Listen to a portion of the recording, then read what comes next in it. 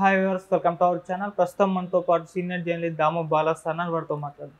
నమస్కారం సార్. నమస్తే సార్, బర్రెలక శిరీష ఈ పార్లమెంట్ ఎలక్షన్స్లో కూడా తను పార్టిసిపేట్ చేయబోతుంది సార్. ఎంపీగా స్వతంత్ర అభ్యర్థిగా పోటీ చేస్తుంది. అయితే అప్పుడు మనం చూసాం అసెంబ్లీ ఎలక్షన్స్లో తను పోటీ చేస్తున్నప్పుడు ప్రజల నుంచి, యూత్ నుంచి, కొంతమంది ప్రముఖుల నుంచి భారీ ఎత్తున అయితే సపోర్ట్ లభించింది. మరి ఇప్పుడు ఈ పార్లమెంట్ ఎలక్షన్స్లో కూడా తనకు మద్దతు లభిస్తుందా? మరి ఎటువంటి ప్రభావం చూపించే ఛాన్స్ ఉంది సార్ ఎలక్షన్స్లో తను? అంటే ఇది అందరూ ఊహించిందే. గతంలో కూడా న్యూస్ వచ్చింది, బర్రెలక్క శిరీష మళ్ళీ ఈసారి ఎంపీగా కూడా పోటీ చేస్తుందని. ఆమె గతంలో కూడా పోటీ చేసింది ఎమ్మెల్యేగా పోటీ చేసి దాదాపు 5,754 ఓట్లు ఆమెకి వచ్చాయి కొల్లాపూర్ నుంచి. సో ఇప్పుడు ఎంపీగా ఆమె కంటెస్ట్ చేస్తుంది. సో నిన్న ఆమె కలెక్టరేట్కి వెళ్ళి నామినేషన్ వేసింది. సో ఈ సందర్భంగా మీడియాతో మాట్లాడింది. ఆమె మీడియాతో కొన్ని విషయాలు పంచుకుంది. అందులో ప్రధానంగా ఏంటంటే, మళ్ళీ తను ఎందుకు వేస్తున్నా అంటే, నిరుద్యోగ సమస్య కోసమే నేను అప్పుడు నిరుద్యోగ సమస్యను హైలైట్ చేయాలి అనే ఉద్దేశంతోనే వేశాను. నేను ఒక నిరుద్యోగుల ప్రతినిధిగా ఆ పని చేశాను. ఎందుకంటే నాకు కూడా ఉద్యోగం రాయలేదు, నాకు ఈ నోటిఫికేషన్ రాలేదు. అందువల్ల నేను జాబ్స్ తెచ్చుకోలేకపోయాను. కాబట్టి నేను బర్రెలు మేపుకున్నాను. సో వాళ్ళకు ఒక ప్రతినిధిగా, ఎందుకంటే ఎంతోమంది ఆత్మహత్య చేసుకున్న నిరుద్యోగులు, ఎగ్జామ్స్ పేపర్ లీకేజ్ కావడం ఇవన్నీ. సో దానివల్ల నేను వేస్తాను అని చెప్పింది. దాంతో అప్పట్లో ఏంటంటే, బిగినింగ్లో ఆమెకి ఏం పెద్ద ఎవరు కూడా సపోర్ట్ రాలేదు. మెల్లగా కొంత స్టూడెంట్ యూనియన్స్ నుంచి, నిరుద్యోగ సెక్షన్ నుంచి ఆమెకి మద్దతు రావడం మొదలుపెట్టింది. అది మెల్లమెల్లగా వచ్చి స్ప్రెడ్ అయింది బాగా. ఓకే. చివరకు ఐలై లాంటి వాళ్ళు వచ్చి ప్రచారం చేశారు. తర్వాత జేడి లక్ష్మీనారాయణ ఆంధ్రప్రదేశ్ నుంచి వచ్చి ఆయన ప్రచారం చేశారు. అట్లాగే కృష్ణారావు పాండిచ్చేరి ఎక్స్ మినిస్టర్, ఆయన అమ్మాయికి దాదాపు 6 లక్షలు డబ్బులు ఇవ్వడంతో పాటు ఆయన ప్రచారం చేయడం అవన్నీ కూడా చేశారు. సో దాదాపు అప్పట్లో కొన్ని కోట్లు వచ్చాయి ఆమెకు ఫండ్ అనేది పుకారు జరిగింది. దాని మీద కూడా ఆమె సమాధానం ఇచ్చింది. నాకు 20 లక్షల ఫండ్ వచ్చింది, అందులో ఎలక్షన్కి కూడా మ్యాక్సిమం ఖర్చు పెట్టాను. సో నాకేమీ మీరు అనుకున్నంత డబ్బులేమి రాలేదు అనేది కూడా ఆమె చెప్పింది. సో మేబీ అది ట్రూ కూడా అయి ఉండొచ్చు, ఎందుకంటే అంత పెద్ద ఫండ్ ఇచ్చేసే పరిస్థితి కూడా ఏం లేదు ఇవాళ. సో ఏదేమైనా ఆమెకి కొంత సపోర్ట్ అయితే వచ్చింది. ముఖ్యంగా మీడియాలో హైలైట్ అయింది బాగా. బర్రెలక్క అంటే వెరీ సెలబ్రిటీ అయిపోయింది, మీడియా సెలబ్రిటీ.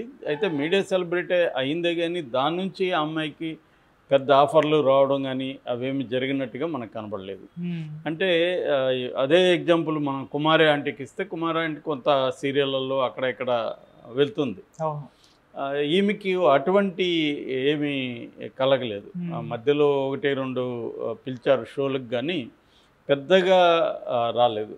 మరి దానికి ఒక కారణం చెప్పేది ఏంటంటే, ఈ అమ్మాయి తర్వాత మీడియాకు దూరంగా ఉండమని జేడీ లక్ష్మీనారాయణ సలహా ఇచ్చాడని, అందుకని ఈమె దూరం అయిపోయిందని అనేది కూడా కొంతమంది అంటున్నారు. ఏదేమైనా ఆమె మీడియాకి కొద్ది రోజులు అబ్స్కాండ్ అయిపోయింది, ఒక రకంగా అజ్ఞాతంలోకి వెళ్ళిపోయింది మీడియాకు దొరకకుండా.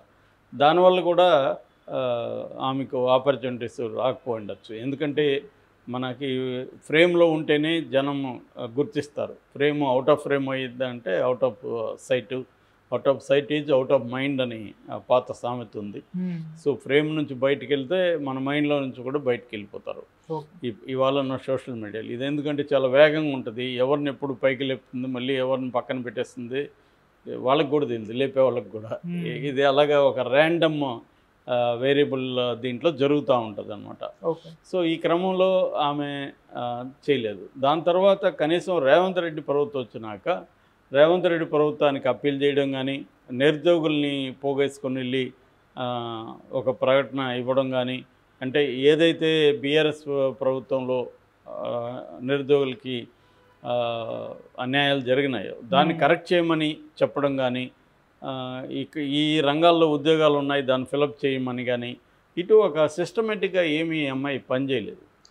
అంటే ఒక ఎన్నికల్లో పోటీ చేయడం తప్ప నిరుద్యోగుల కోసం అంతకుముందు కూడా ఏమీ చేయలేదు అమ్మాయి. ఏ రకమైన ఉద్యమాల్లోకి పార్టిసిపేట్ కాలేదు. ఏ రకంగా ఇప్పుడు ఆ అమ్మాయి ప్రవళిక ఆత్మహత్య చేసుకుంది, ఆ టైంలో కూడా ఈ అమ్మాయి వెళ్ళి కానీ మాట్లాడడం కానీ ఏమీ చేయలేదు. కనీసం ఒక వీడియో కూడా దాని మీద పెట్టలేదు.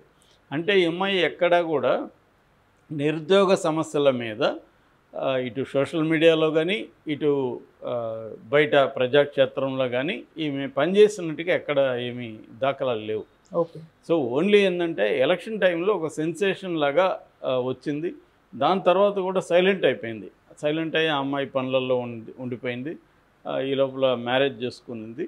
సో అది ఆ మ్యారేజ్ చేసుకున్న తర్వాత మాత్రమే ఆ మ్యారేజ్తో ఆమె నిశ్చితార్థం కూడా మీడియాకి దూరంగా ఉండింది. మ్యారేజ్ కూడా ఆమె వీడియో చేసి మీడియాకి ఇచ్చింది. అంటే తన దాంట్లో పెట్టుకుంటుంది, అది మీడియాలో వచ్చిందనమాట. సో అదొకటి. రెండోది, ఆమెకి యూట్యూబ్ ఛానల్ ఉండడం వల్ల కూడా మిగతా యూట్యూబ్ ఛానల్కి ఇవ్వడానికి కూడా ఆమె పెద్దగా ఇష్టపడలేదు. ఎందుకంటే తన యూట్యూబ్ ఛానల్లోనే పెట్టుకుంటే తనకే రెవెన్యూ వస్తుందని కూడా ఆలోచించి ఉండే అవకాశం ఉంది. ఏదేమైనా ఆమెకు వచ్చిన ఒక స్పీర్ వచ్చింది, ఆమెకి ఒక కొంతవరకు వచ్చింది కదా, దాన్ని ఎక్స్టెండ్ చేయడం, దాన్ని హైట్స్కి నెక్స్ట్ హైట్కి తీసుకుపోవడం అనే పని ఆమె చేయలేదు. అందువల్ల ఆమెకి ఏమైందంటే ఆ వచ్చిన ఇది అక్కడ తాగిపోయింది. సో ఒక దశలో ఏమైందంటే అసలు ఈమె ఆంధ్రాకి కూడా వెళ్తుంది, అక్కడ కూడా కొంతమంది పోటీ చేయబోతున్నారు. ఎందుకంటే జగన్ కూడా ఈమె పేరు అక్కడ తీశాడు.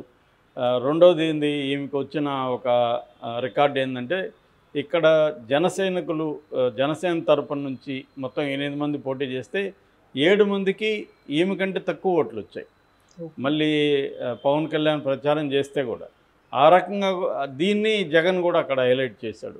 సో ఈమె ఇన్స్పిరేషన్తో అక్కడ కూడా కొంతమంది పోటీ చేయబోతున్నారని వచ్చింది, కానీ అదంతా మళ్ళీ అక్కడ ఆగిపోయింది. అంటే ఇదేదో వన్ ఆఫ్ ఏ కైండ్ అంటాం, అంటే ఏదో ఒకసారి అలా వచ్చి మాయమైపోయినట్టుగా ఈ అమ్మాయి మాయమైపోయింది. ఇప్పుడు మళ్ళీ ఎంపీగా ఆమె నామినేషన్ వేసింది. ఇప్పుడు మళ్ళీ అలాంటి మద్దతు వస్తుందా అంటే నాకైతే ఇప్పటివరకు అటువంటిది లేదు. ఎందుకంటే ఇంక 20 రోజులు కూడా ఎన్నికలు లేవు. సో ఇప్పటికిప్పుడు ఆమెకి ఇటువంటి మద్దతు వచ్చే అవకాశం అయితే కనిపించలేదు. ఎందుకంటే ఈమె మీద ఏదో హోప్ పెట్టుకున్నారు. ఈమె నిరుద్యోగులు వేసిందంటే నిరుద్యోగులందరికీ కూడా ఒక హోప్ వచ్చింది, నిరుద్యోగుల్లో నిరాశ నిస్పృహలు ఉన్నాయి, బీఆర్ఎస్ మీద వ్యతిరేకత ఉంది. ఈ అట్మాస్ఫియర్ అంతా, ఈ ఎన్విరాన్మెంట్ అంతా, సోషల్ ఎన్విరాన్మెంట్ పనిచేసింది అప్పుడు. ఇప్పుడు ఏంటంటే ఆ ఎన్విరాన్మెంట్ లేదు. కాంగ్రెస్ వచ్చింది, మెగా డిఎస్సి అవన్నీ పెడతానని చెప్తుంది. సో కాంగ్రెస్ కొన్ని ఉద్యోగాలు ఇచ్చానని క్లెయిమ్ చేసుకుంటుంది. సో ఇలాగా ఇప్పుడు ఏంటంటే బీఆర్ఎస్ ప్రభుత్వం మీద ఉన్నంత వ్యతిరేకత కాంగ్రెస్ ప్రభుత్వం మీద లేదు. ఇంకా టైం ఉందన్నమాట. సో అందుకని ఈ నేపథ్యంలో ఈమెకు నాకు తెలిసి అసెంబ్లీ ఎన్నికల్లో వచ్చిన మద్దతు కావచ్చు, డబ్బు కావచ్చు, అవన్నీ వచ్చే అవకాశం లేదు. మరి ఆమె ఏమీ ఆశించి ఇది చేస్తుందనేది తెలీదు. సో నిరుద్యోగుల తరపున అంటుంది, కానీ ఓన్లీ ఎలక్షన్లో మాత్రమే కనబడితే లాభం లేదు. ఎందుకంటే ప్రజల్లో తిరగాలి. అప్పుడు కనీసం ఆ మాత్రం ఓట్లు వచ్చాయంటే కొంతవరకు దళిత సెక్షన్లు కావచ్చు, యూత్ కావచ్చు, నిరుద్యోగులు కావచ్చు, చదువుకుంటున్న పిల్లలు కావచ్చు, వీళ్ళంతా ఐడెంటిఫై అయ్యారు. ఎక్కడెక్కడి నుంచి వచ్చి ప్రచారాలు చేయడం ఇవన్నీ కొంత పనిచేసింది కాబట్టి ఆ మేరకు ఓట్లు వచ్చాయి. ఇప్పుడు ఆ మేరకన్నా వస్తాయా అనేది డౌటు. రెండవది, ఆమెకు ఇంతకు ముందులాగా ఈ సెక్షన్స్ మళ్ళీ వెళ్ళి ఐలే వెళ్తాడా, జేడీ అయితే వెళ్ళడు, ఎందుకంటే ఆయనకు అక్కడ పార్టీ పెట్టుకున్నాడు. సో కాబట్టి ఆయన రాడు. ఇంకెవరు వస్తారు? కృష్ణారావు కూడా నాకు తెలిసి ఇప్పుడు మళ్ళీ వస్తాడని నేను అనుకోవట్లేదు. ఎందుకంటే వీళ్ళకి ఏదో హోప్ వచ్చింది. ఒక అమాయకంగా ఎంఐ ఫైట్ చేస్తుంది, మనం చాలా నాలెడ్జ్ ఉండి కూడా ఒక రకమైన పెసిమిజంతో సైలెంట్గా ఉండిపోయినాం కేసీఆర్ రిజైమ్ మీద అనేది వచ్చింది. కేసీఆర్ ఓడిపోయాడు.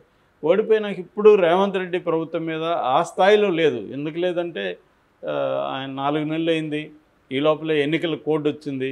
ఇంకా చేయాలనుకున్నవి చేస్తారా లేదా తెలియడానికి ఇంకొక 3-4 మంత్స్ అన్న మినిమం వెయిట్ చేయాలి కదా.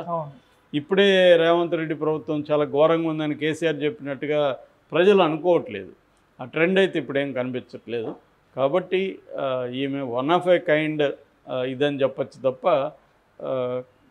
ఒక సస్టైనబుల్గా, అంటే ఒక కన్సిస్టెంట్గా ఈమె నిరుద్యోగుల తరపున పోరాడే పరిస్థితి అయితే నాకైతే ఏం కనిపించట్లేదు.